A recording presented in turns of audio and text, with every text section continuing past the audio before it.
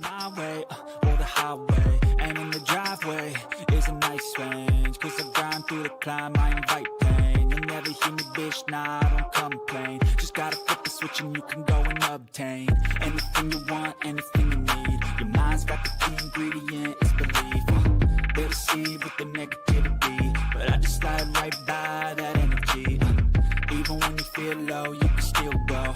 Even when you feel slow, you can still go.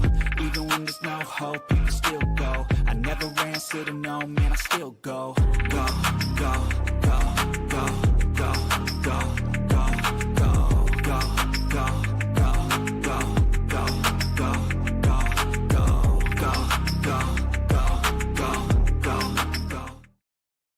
Hello, everyone. Welcome back to the Gallop Out. Yes, that intro of Mixto after he won the Classic is still that's going to have to stay for the foreseeable future.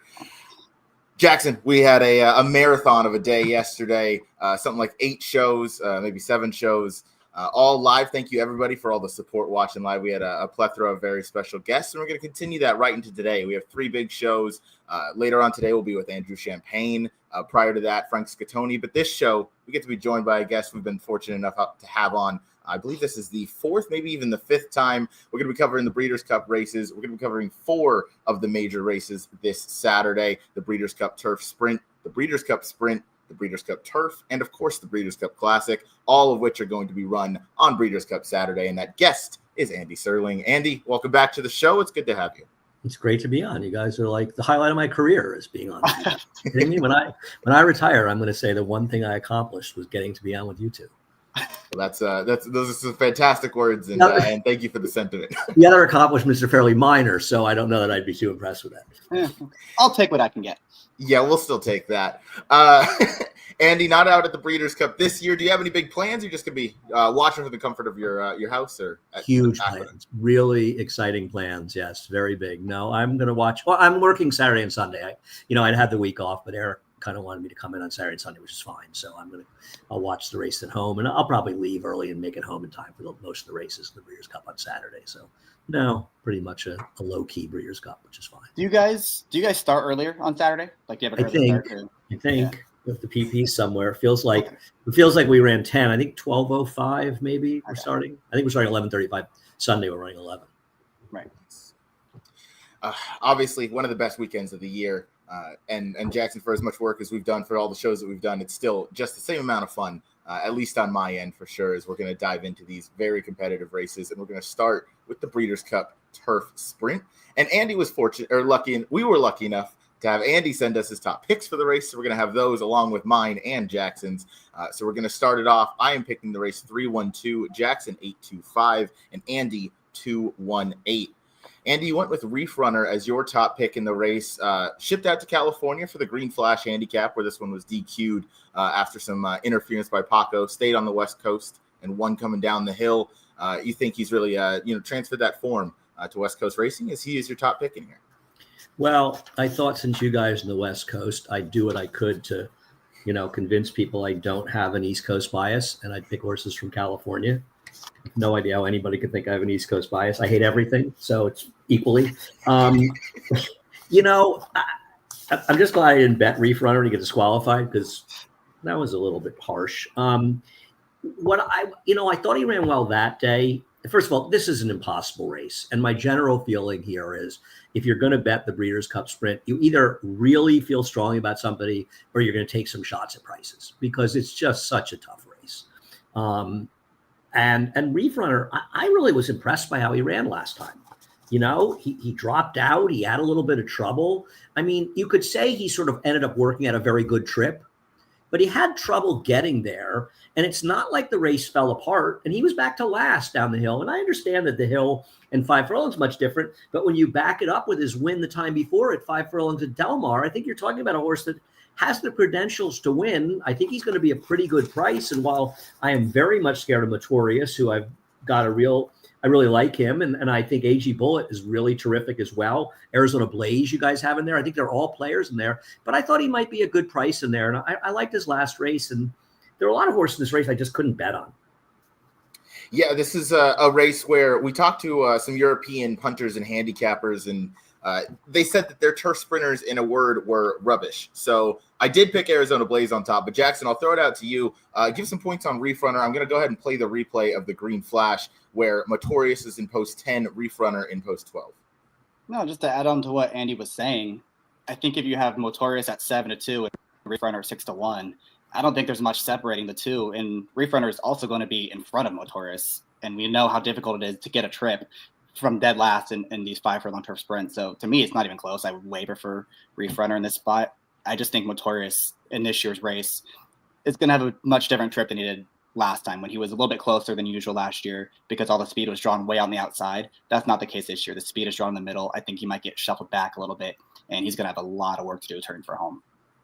Yeah, he certainly could have a lot of work. He drew the rail in last year's Breeders' Cup Turf Sprint after the scratch of the rail horse, whose name is escaping me at the moment. But I disagree with you that even though the pace is the speed is towards the middle of the field, that he could get shuffled back. I think he's going back there anyway. And he's going to hold that rail position. I don't anticipate too many horses, coming over early, as he has little to no early speed, especially going the 5 furlong distance. But you saw that late kick for home, and they kept him in the clear that time. Last year, kind of hugged the rail. It was a brilliant ride by Reef Runner last year in the Green Flash. If not for the interference, he was a much deserving, victor of that race.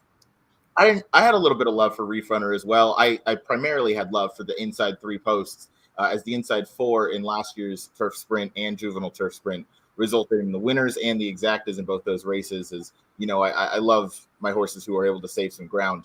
Your top pick is the number 8 AG Bullet.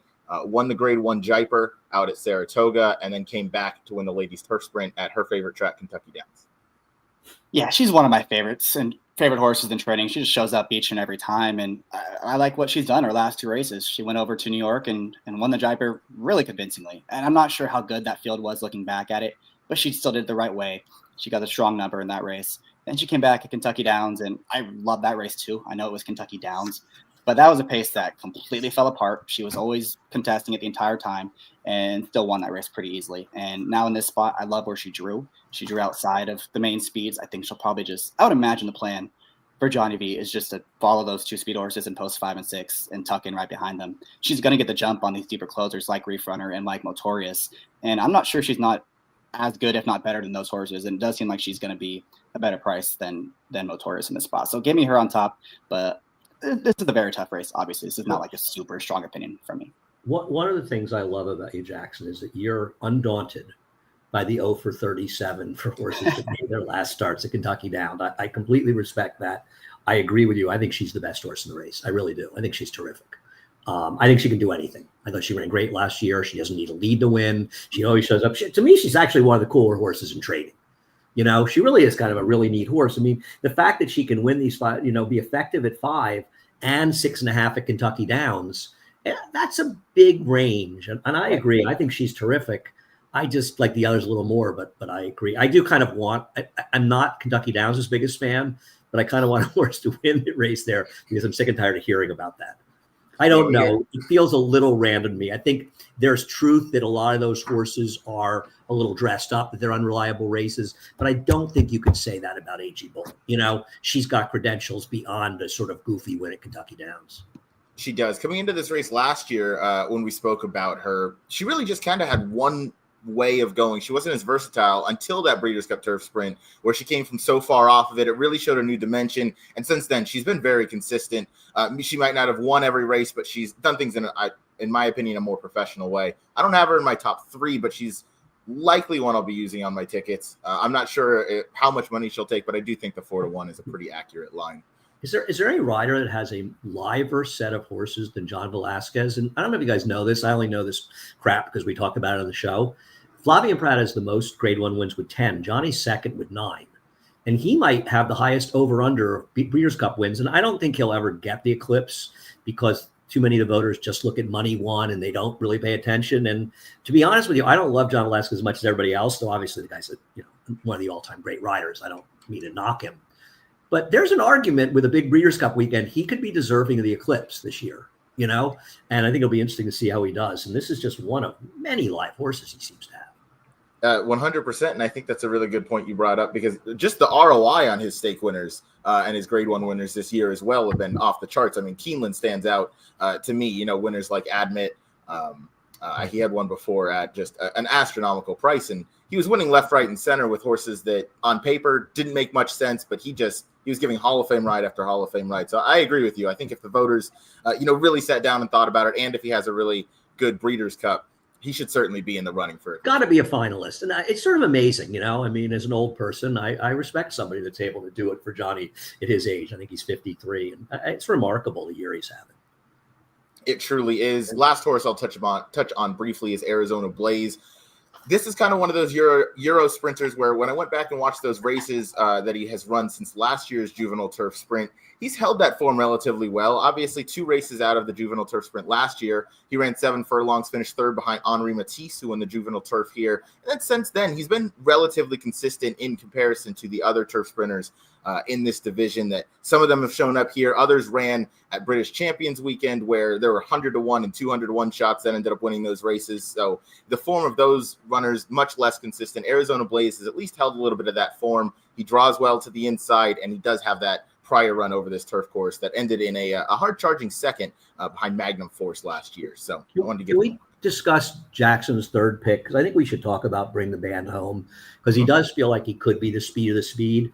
And if you just took his 2 Saratoga races, he'd be the favorite here, right? He'd be a big favorite. Now, he obviously should be a big price because his last race was such an incredible debacle. But, you know, I went against him, but I wouldn't knock somebody for betting him at the 10-1 morning line. No, we talked about this horse a little bit last night with Megan. I think she liked him a little bit too.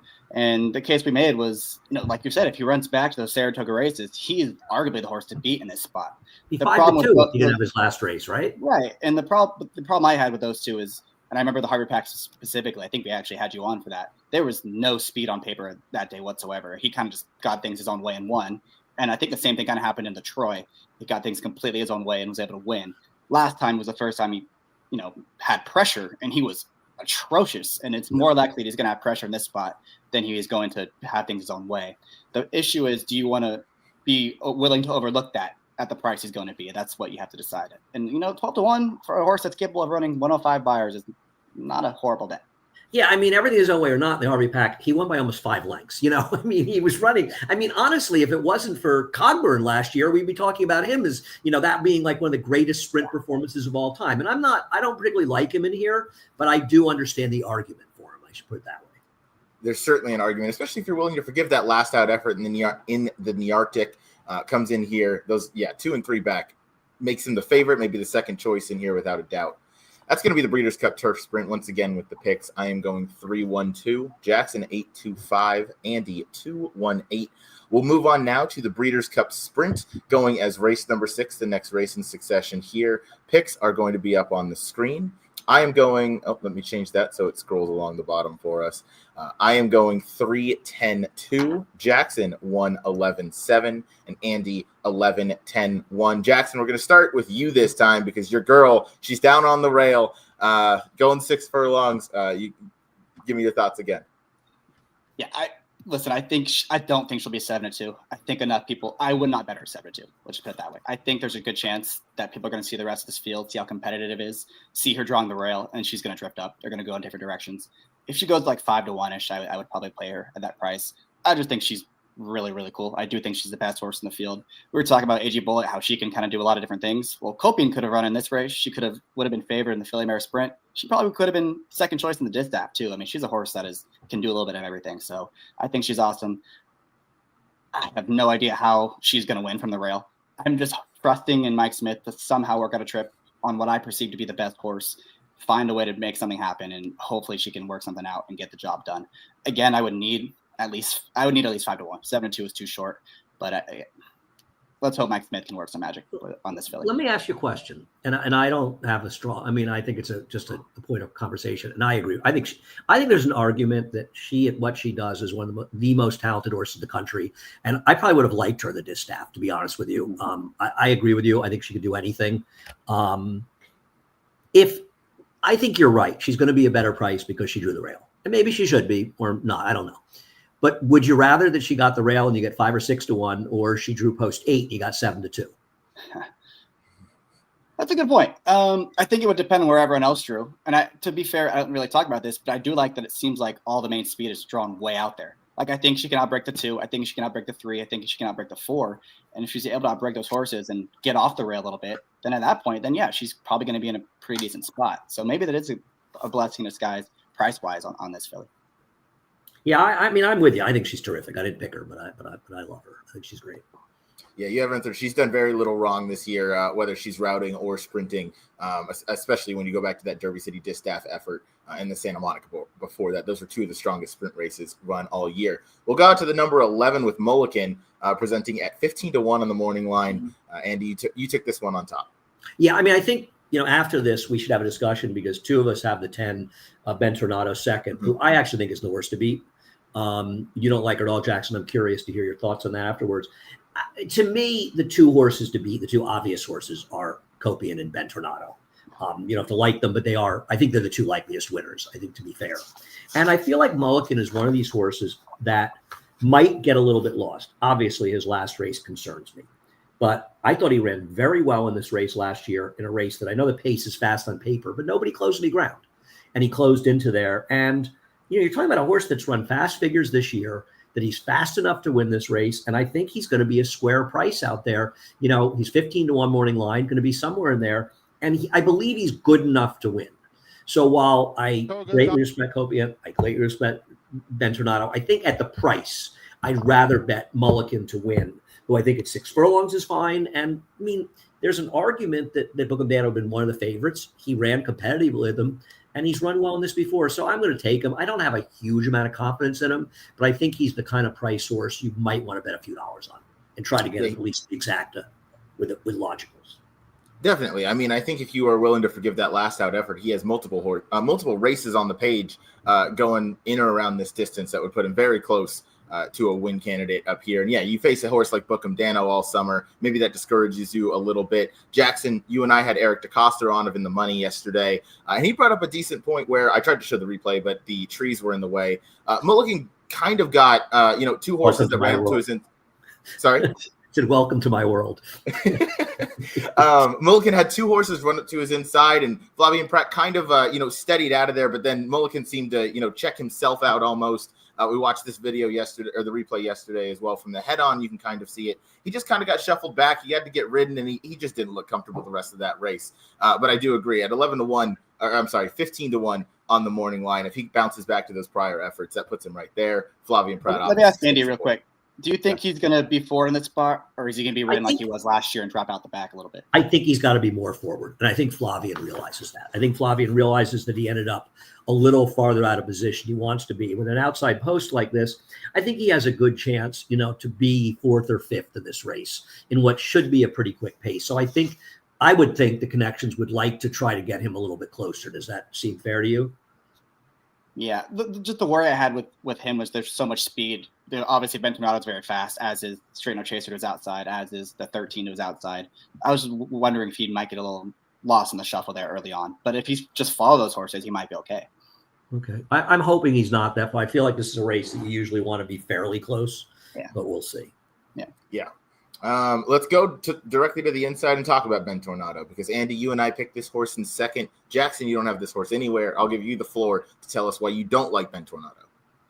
I'm just not convinced his Breeders' Cup Sprint last year was actually as good as it looks on the page. And if you guys remember, there was so much speed signed on in that race last year between the 3 horses that actually went. And then there was also Skelly, who was rated for whatever reason. And then Raging Torrent didn't make the front either. He's got issues, Skelly. Yeah, he's clearly got issues. I can believe.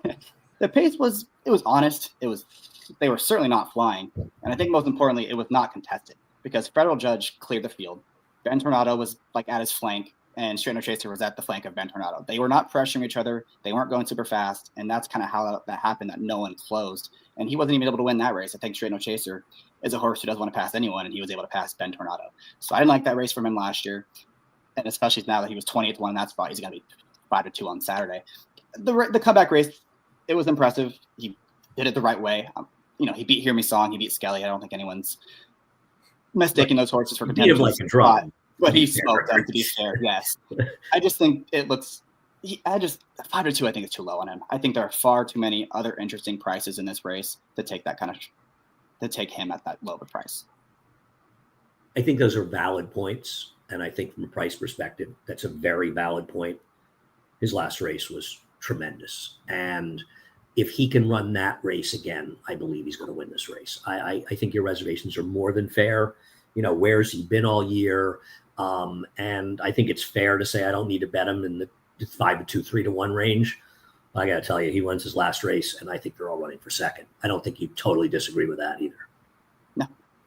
Yeah, it was a very strong comeback race for him. If he's able to, work out a trip, we've seen how dead game this horse can be when he has another horse. And, I think it was you, Jackson, that mentioned yesterday, Straight No Chaser never really passed Ben Tornado coming down the stretch, just kind of got in front of him a little bit. I think, yeah, go ahead. That was you that said that.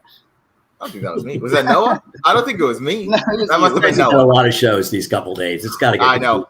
I guess it could have been me. I say a lot of things. Either way, Ben Tornado, yeah. If he runs that comeback race, I think everybody else is running for second. I share that view with Andy. I'll talk quickly about real quick. Just yeah, for him too. What do you guys think he's going to do in this spot? Because again, he is drawn just inside of a lot of horses that have speed. Is he going to get in front of them, or is he going to try to rate a little bit? Because he has Lovesick Blues. You mean? no, Or Ben Tornado. Ben Tornado. He's got to go. Now it is a problem because the speeds are outside of him, and I don't disagree with that. And that's a little bit problematic. But he's got to go. His post is fine. The problem is the post of the other speeds are outside of him.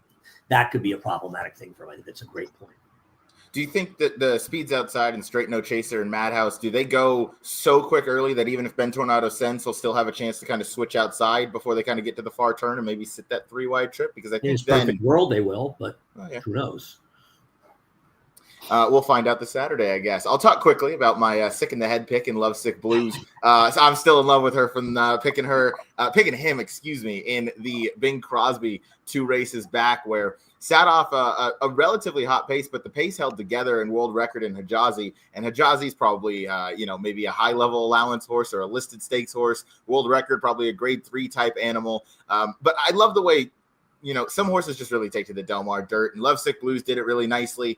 He drew to the inside this time. He drew really well to the outside and just had a very clean trip. So he's going to have to work out something like that. But if those, we mentioned all the outside speed, if they all really gun for the lead and they all try and go fast, and maybe they go a little bit too fast, maybe there's a chance that this thing falls apart. And I do believe the price is going to drift up from 10-1. So I want to give this one more chance. I like the prep in the down the hill race. I don't think that's a race that necessarily takes a lot out of a horse, as again, they're running down the hill for about 3 furlongs or so of that race.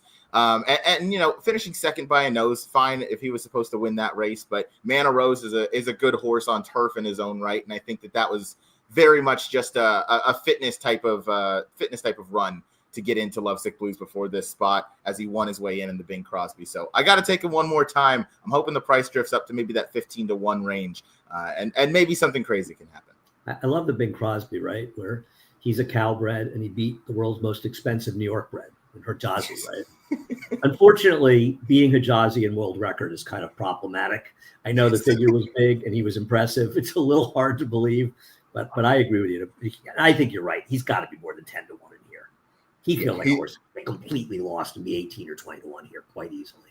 I hope so, and that would be beautiful to me. The only kind of positive you can say is that Dr. Venkman came out of that race and has really righted his form since then, and he's been a nice animal, and he finished 4th in the Grade 1 Bing Crosby. So again, I'm hoping the price drifts up. I don't think I would take a win bet on him at 10-1, but if we get into that 18-20-1 range, I'm certainly going to have a good amount of play. Jackson, I want to talk about the number 7, Imagination. Very nice win last time out in the Sprint Championship, and you picked this one in 3rd. Yeah, I think he's probably going to end up being too low of a price for me to consider a win bet on him. But I do think he's dangerous as the off-the-pace type in this spot. That race in the at Santa Anita, I thought was pretty good. He was always wide. JJ rode him with like he knew what he had underneath him. He was going to win. He had a lot of horse under him, and he ran by that field very easily. He also did it while lugging in the length of the stretch. So if he's doing that again on Saturday, he's not going to win. But if they're able to somehow get that fixed, he could be dangerous in this spot. And I think you and I were watching that race together in the Malibu, Ryan, against Raging Torrent, who we think very highly of. And some horses making some giant move up the fence and kind of got shut off late. I and that was imagination. And I've always thought his horse is what he's wanted to do, is go the one turn. Again, at the end of the day, I think he's gonna be too low of a price, but I do think he's the one to fear most if this thing falls apart. He has such a last time was the time look to him, doesn't he? You got over 5-1 into that field. I think he makes some good points. And listen, I'm never surprised when Bob Baffert beats me in a dirt race. What about Banishing? Anybody hear anybody? I mean, isn't he kind of the most remarkable horse on the entire card? I mean, this horse for David Jacobson has held his form. It doesn't matter if he's running 6 furlongs or 9 furlongs. His record this year in the races he's been in, what he's survived, right? He's running at Churchill. He ran 5 times at Oaklawn, which a lot of horses don't go on after that, you know? And it's just, I mean, it's outright remarkable how he's run this year. I mean, it's hard for me to warm up to, but he's kind of an amazing horse, isn't he? He's certainly an amazing horse and one you got to respect. And that's kind of why I picked this horse in third. He has that feel of a horse that can kind of sit anywhere, and you know he's showing up in the race. And when you win races, from 6 furlongs through to 9 furlongs at every distance in between, you know he's just an animal that loves to run, and he loves to, he runs his race. Whether it was in the Hampton Stakes, which I think was one of his more impressive of the season, even though he lost. Going 45 to the half, going sub 109 to 3/4, and then only losing by a neck to a horse and Will Take It, who maybe not, a grade 1 caliber horse in his right, but he had a perfect setup that day. And then the Churchill Downs earlier in the year. What a race! Tremendous race, yes. Tremendous race, and he split horses late to come up the rail, and I mean that was one of the most impressive races, especially looking back at how bad the inside was on Derby weekend. So he's one you have to respect, and one I think that has a chance to again get forgotten about in the wagering, and he's a very consistent horse. Yeah, he's a funny horse, amazing horse. He being 15-1 just shows the depth of this field. I mean, he's a very, very talented horse, and he's going to be a big, big number. I think that there's an argument that the Ben Tornado Copian matchup kind of, and all the others in a good race, this race is not getting sort of the respect it deserves. I think this is a race that they should be kind of pumping up, because this is I probably never win the sprint as a bettor, but this to me is one of the more fun sprints we've seen in a while, especially with, it's also the old school angle, right? I've been around a long time, and I remember Extra Heat running second in this race. And as remarkable as she was, she's so much remembered for that race. The very subtles who won this race, the horse that won because the other horse jumped the shadow, whose name I'm forgetting, which is embarrassing. So many fillies over the years have done well in this race. And I think it's cool that she's running in here, because they just don't run in here anymore because the filly mare sprint. Stay, what was her name? That was her name. She was great. She was the Goldberg horse, whatever. I'll remember her later. You'll remember later. You can shout it out at any point during the show. When I'm 70, I'll remember it. There we go. Quick question in the chat. Banishing is cool. Why the trainer change per an article was, I believe through Blood Horse, was that Jacobson had issues getting workers' comp license or workers' comp papers. So I would imagine he would go back to Jacobson after this race. But Chad Summers been doing the kind of morning training duties up to this point. All right, we'll wrap up the Breeders' Cup Sprint one more time, going through the picks. I went 3-10-2. Jackson 1-11-7. Andy 11-10-1. We'll move on now to the Breeders' Cup Turf, going as race number 8 on Saturday. I will put the picks back up on the screen for this race. Breeders' Cup Turf. I'm going to go ahead and edit that so it scrolls across the banner once again. Breeders' Cup Turf, the picks. I went 1-3-4. Jackson 1-8-9. Andy 3-1-8. So, Andy, you're a little bit different. You picked Amalok, a horse that's I would expect to come from well off of the pace and kind of make that one run. Go ahead and share your thoughts on this one. Well, I personally, I think it's hard to see this race being won by a U.S.-based horse. I hope I'm wrong and my friend's horse redistricting wins, but I think a third place finish would be incredible for him and be great. And he's certainly live. I think he's as live as any of the U.S.-based horses. But, Mini Hawk is legitimately good. And, I'm just sick and tired of trying to beat Rebel's Romance. He's one of the most remarkable horses on the planet Earth. Incredible how he just keeps showing up and running well. But Amalok is the kind of horse that I've had success with in this race in the past. Who is that horse that won out here? Tama something that... Tarnawa? What is it? Be Highland. Tarnawa? No. it was a Godolphin horse. It paid like $30. The horse that won when the race before Zenyatta lost. Horses that are lesser Europeans, that as opposed to like, doesn't Minnie Hawk feel like if she won the Arc, she wouldn't be running here? And they're kind of running here because they're understandably disappointed she didn't win that race. So she's a bit of an afterthought. Now, Rebel's Romance, he's not that kind of horse because it doesn't really matter. They just run him wherever and he seems to show up. But he did not have a U.S. Prep last time. So now he's at the U.S. Press. He ships out there. Is he going to run as well? I don't know. He was a little lucky to win last year. He did run extremely well. I'm not trying to knock him, but the second horse could have won that race. But Amelot, this is a really good horse. And he looks to me like a horse that the connections have been thinking Breeders' Cup all along, right? He's undefeated. He wins a Group 2 at Ascot in June. They rest him for 3 months. They bring him back at 1 3/4 miles against Al Rifa, right? He runs a very respectable second there. And now they're going this race. They're cutting back a 1/4 mile. To me, he's got to be 2 legitimately good Euros. So I have no illusions. I think the horse I'm thinking of, out in Delmar and the one that won at Churchill, they beat subpar fields. They didn't beat particularly good fields. Talismanic, that's right. The guy's right. It's Talismanic. But I think that this horse has legitimate, going to have to run a little bit better probably to win this race. But I think there's a reason he just feels pointed for this race. I'm not afraid of any of the U.S. horses. They're just not good enough. I'm going to take my chance with him. He's a horse I'm betting on this card. I like it. I certainly respect a horse like Amelot coming in here. I think mainly because of the pace scenario, which I think we should talk about. Some of the main contenders in here, Minnie Hawk likes to kind of, if not make all, certainly be forward like she was. She was sitting, a pressing third in the Arc just last time out a couple weeks ago. Rebel's Romance obviously typically is forward in the race. Last year, he made a really aggressive move about the half-mile pole and was able to kind of sustain that. Goliath is another horse that likes to be forward. I kind of want to talk about redistricting because ever since they've stretched him out, he's kind of been more forward as well. So I wonder if maybe Flavien Prat is on a bit of a send kind of mission and maybe just, as Matt Bernier said last night, maybe makes the others blink a little bit. I don't know how far he would take them going to the front, but I think there could be a real chance for a big pace scenario in here. And I think that would, set up for a horse like Amelot.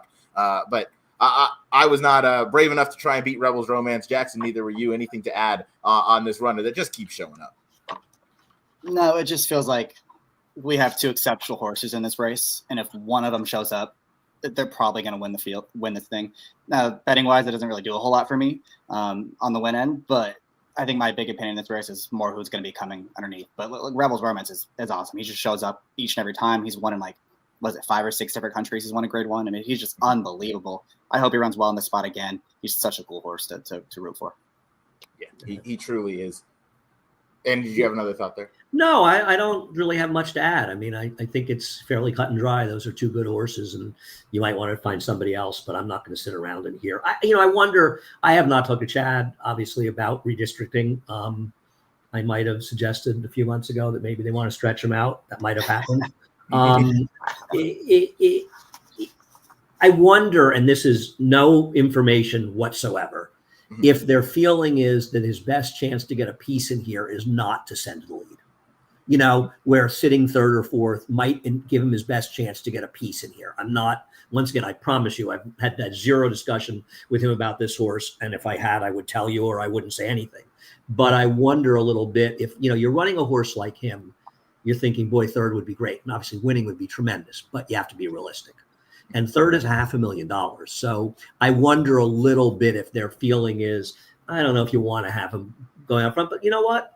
If Flavien makes that decision, it's probably the right decision because the guy, he's given 1 bad ride in New York since he got there. 1, It was recently in a claiming race, but other than that, it was shocking. It wasn't. Yeah, it's few and far between to see Flavien Prat give a bad ride. Redistricting is my kind of American trainer hope to finish somewhere in the top 3. Jackson, we got to talk about the Southern California horse, the horse that is arguably in the best form of his life right now. He finally won the John Henry after winning the 4th straight Del Mar handicap. It is, of course, Gold Phoenix, so you have the floor. Yeah, look, he's not winning this race. There's just make no mistake about it. He's not. But I think if you are playing exotics, I think he's a horse that could be really dangerous in here to pick up some pieces. We talked about the potential pace scenario. We didn't even talk about the 7, Siloe, who's probably going to be in front. I don't know why he would be in this race if they're not going to send. And then you have a lot of the horses that are going to be favored in this spot that are going to be chasing. And if they make their move too early, they're all in the same spot and they turn to a sprint for home a little earlier than expected. This is a horse that has run really well in this race the last 2 years. He's finished fourth both times. He didn't have a great trip in this race last year. He was wide on each and every turn. And I do believe that he's coming into this race in the best form that he's been in quite some time leading up to the Breeders' Cup, because he's never won the prep race. He's awesome. He just shows up every time. California turf horses don't get as much recognition, maybe even as much out there, because the Eastern races are usually the stronger races. This guy, I mean, I don't, you can even see by his Turf Classic at Churchill, he can compete with these horses. I think he's terrific. I don't know whether or not he gets a piece of this. I agree. He always shows up and runs a decent race. Always. Right. Yeah. If Umberto Rispoli can work out a good trip, he can certainly, save a lot of ground as they go around there. And maybe, again, get that, hard charging fourth. And Jackson, I know you're hopeful he makes it his way into the trifecta this year. No, like I said, I can count on one hand the number of trifectas I've played this year. I am playing a trifecta with him in third in this race. He's definitely a tri-super type use. Right. For sure. I love it. Quick question in the comment that I guess we'll talk about while we're on this race. El Cordobez looks like he can hit the board. That win in the Sword Dancer was very nice. I believe it was the Sword Dancer. Yes.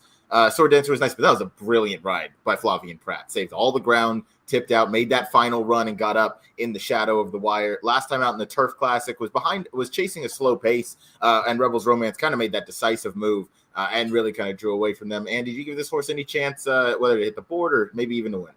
Yeah, I think he has a chance. He's not for me. I agree with what you said early, that his Sword Dancer, he got that unbelievably great ride. I have trouble with that race being that good because Rebel Red actually ran better than he did.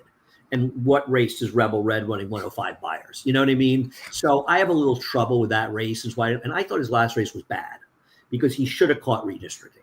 Now, maybe redistricting's a little better, and I think he is, even though I think he's pretty good.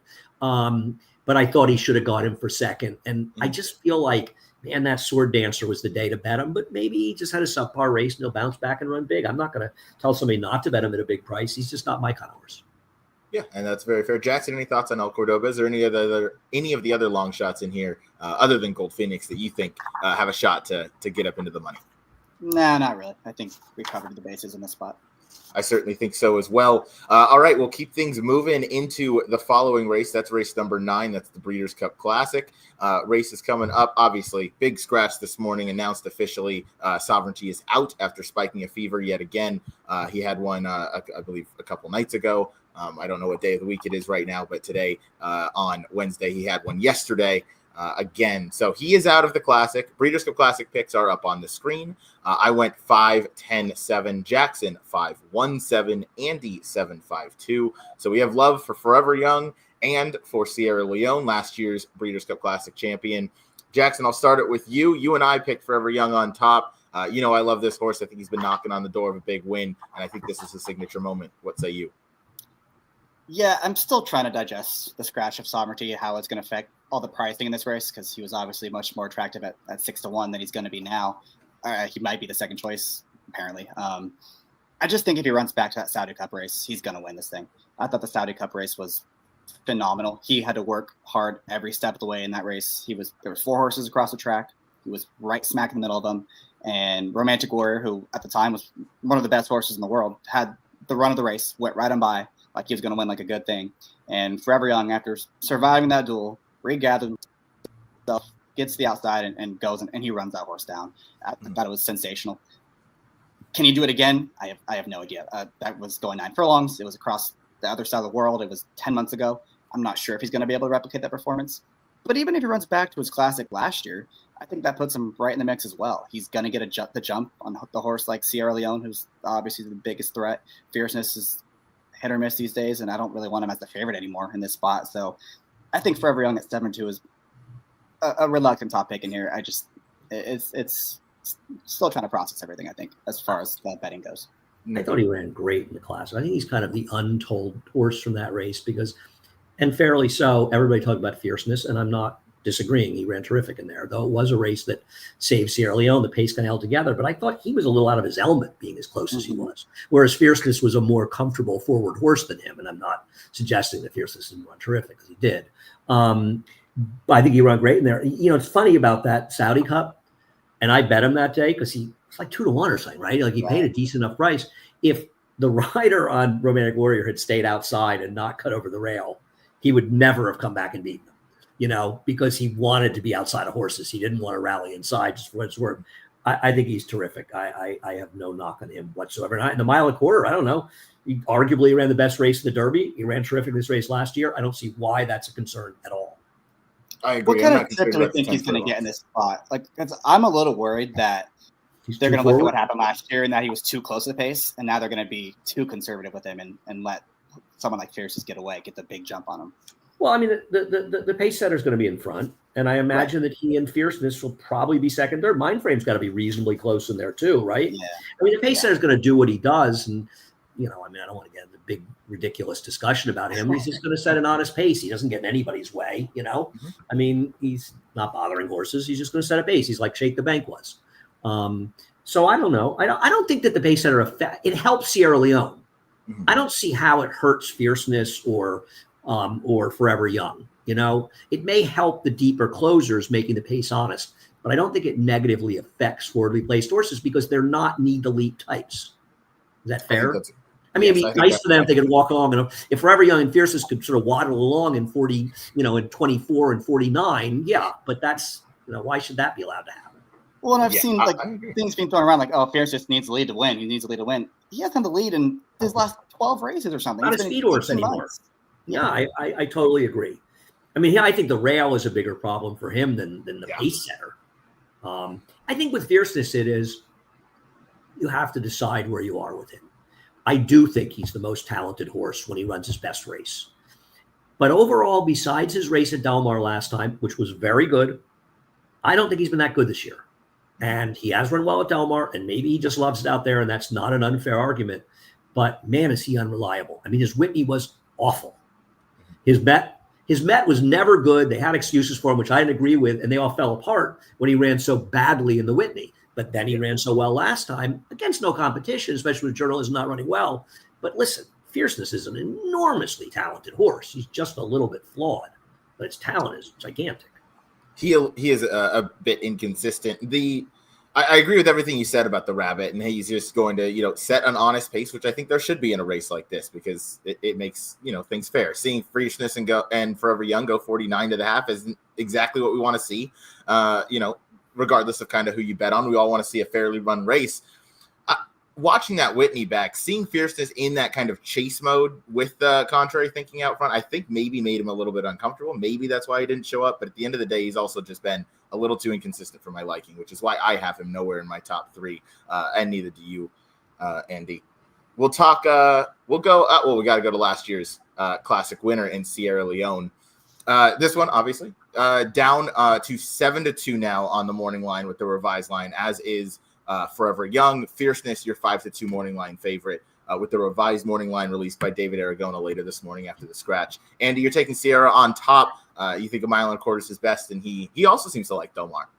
I think the person who may have benefited from the scratch the most was David, because it got to make him and Forever Young the same price, that 6-1 and 8-1 that I was going to torture him about for the rest of his life.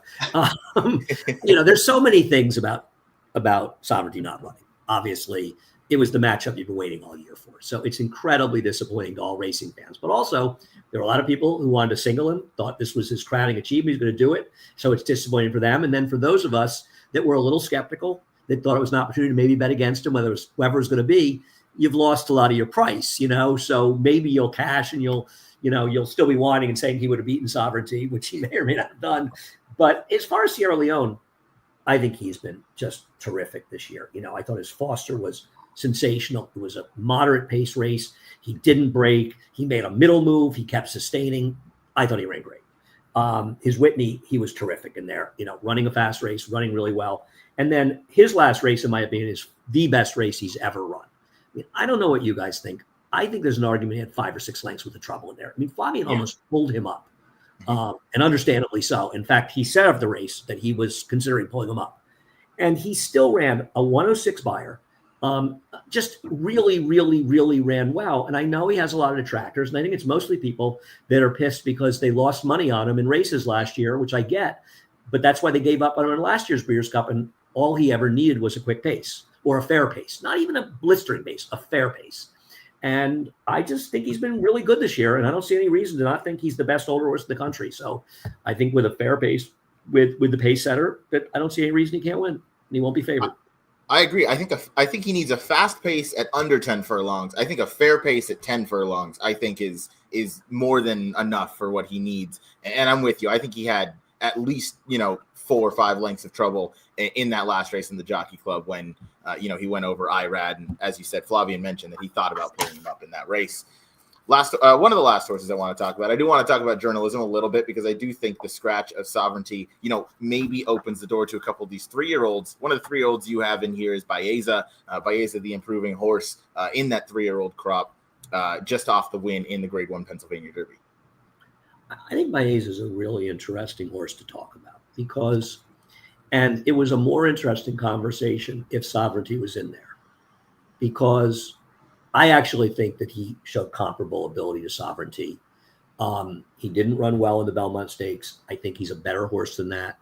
I think he showed it in the Jim Dandy. I think he showed it in Travers. And other than Sovereignty's Travers, while he was very, very good, that's the only huge figure he ran, the number that makes you think he just might be better than these horses. Maybe he was. I think Baeza's not far from him. And I'm a pretty big fan of his. I think he's really good. He can be forward if he has to be. He can drop back if he has to. He can make his run. And I really think that Baeza is going to run well in this race. Whether or not he's good enough to win, I don't know. But I think he's going to run well. And I've just become kind of a fan of his. And I think he'll run well here. He may run well and run fourth, but I think he'll run reasonably well. Though I like Aquarian too. Don't get me wrong. I'm kind of a fan of his too. Yeah, to quickly touch on Baeza, I'm with you. I think the Jim Dandy, obviously, we had you on, pre-Travers, and we talked about, the Sovereignty not cranked up angle that I brought up and probably rightfully got flamed for. But that ride on Baeza was very good by Hector Berrios. He did everything he could to try and get in Sovereignty's way. He just, lost. But he was the closest to Sovereignty that any of the 3-year-olds have been this year. Journalism was beating open lengths. That's pretty much the only horse that's been within shouting distance of Sovereignty.